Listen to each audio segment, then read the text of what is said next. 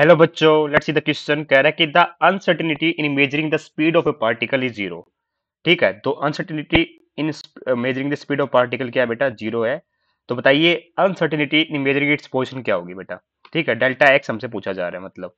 ठीक है, तो देखिए इसका जवाब कौन देता है बेटा? हमारा हाइजेनबर्ग अनसर्टेनिटी प्रिंसिपल कहता है। वो कहता है कि for a microscopic particle it is impossible to determine the position and momentum simultaneously. तो उसका मैथमेटिकल एक्सप्रेशन क्या देता है बेटा? वो कि delta x del dot delta p must be greater than equal to h by four pi.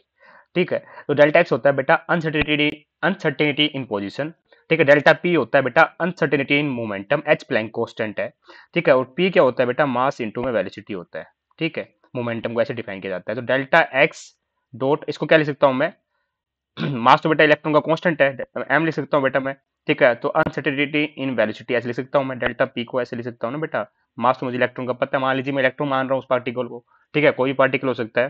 तो M delta v, ठीक है, उससे कुछ फर्क नहीं पड़ेगा। देखिए आपको पता चल जाएगा ऐसे, that must be greater than h by four pi. तो कह रहा है कि दो जो अनसर्टेनिटी है measuring the speed of particle, वो क्या है बेटा? जीरो है। दैट इज डेल्टा वी क्या है बेटा? जीरो है। ठीक है, डेल्टा वी क्या है बेटा? जीरो है। ये पार्ट हमारा जीरो है। तो अगर ये पार्ट जीरो है तो ये पार्ट पूछ रहा है क्या होगा?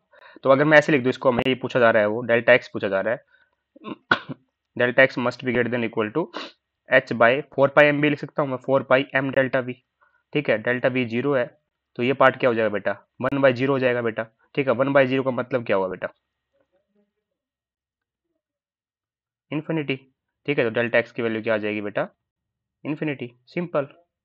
So uncertainty in measuring its position will be infinite. Hence option number D is correct. 1 by 0 beta infinity होता है. I hope you understand the answer. Thank you so much.